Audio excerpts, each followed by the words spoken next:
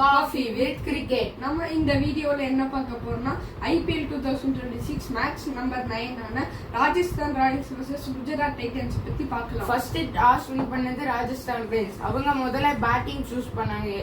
First Rajasthan Royals ஓப்பனிங்கா SSV ஜெய்ஸ்வாலும் சூரியவன்சியும் வந்தாங்க.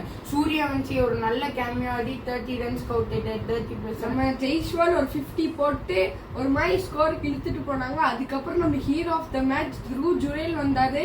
75 runs அடிச்சாரு. அவருக்கு அப்புறம் ரியான் பராக் ஏதோ வச்சு பண்ணுவான்னு பார்த்தா அவரும் எதுவும் பண்ணல. அதுக்கப்புறம் ஒரு ஹெட்மேயர் ஒரு 18 ரன்ஸ் அடிச்சாரு. 8 பால்ல நல்ல கேமியோ ஆடினாரு. அவரும் அவுட் ஆயிட்டாரு. அதுக்கப்புறம் நம்ம டானவன் ஃபெரேரா ஒரு ரன்னுக்கு அவுட் ஆயிட்டாரு. ரவீந்திர ஜடேஜாக்கு ட்ரேட்ல வாங்கினாங்க. இது வரைக்கும் அவ்வளவு பெருசா எதுவும் பண்ணல. CSK மேட்ச்ல விக்கெட் எடுத்ததை தவிர 7 ரன் அடிச்சாரு. அதுக்கப்புறம் நல்ல ஒரு ஸ்கோர் 210க்கு இந்த இன்னிங்ஸை முடிச்சாங்க.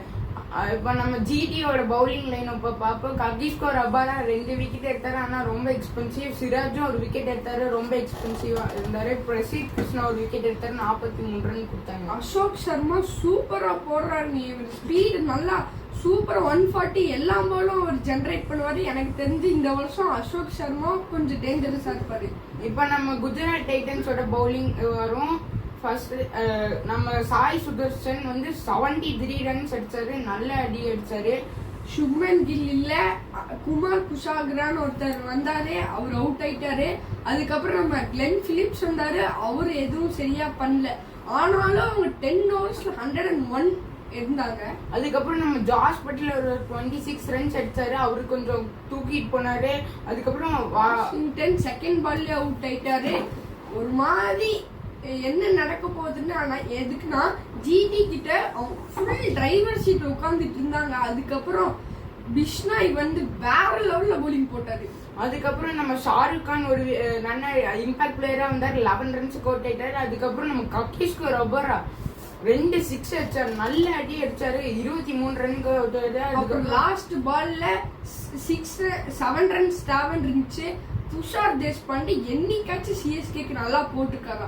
RRக்கு வந்து செம்மையா லாஸ்ட் ஓவர் போட்டாரு. இவரு தான் இந்த மேட்ச் வின் பண்ணி கொடுத்தாரு. ரஷிக் கான் இருந்தாரு. அவராலே முடியல. RR 1/6 runs. இப்ப நம்ம பவுலிங் லைனப் வரும்.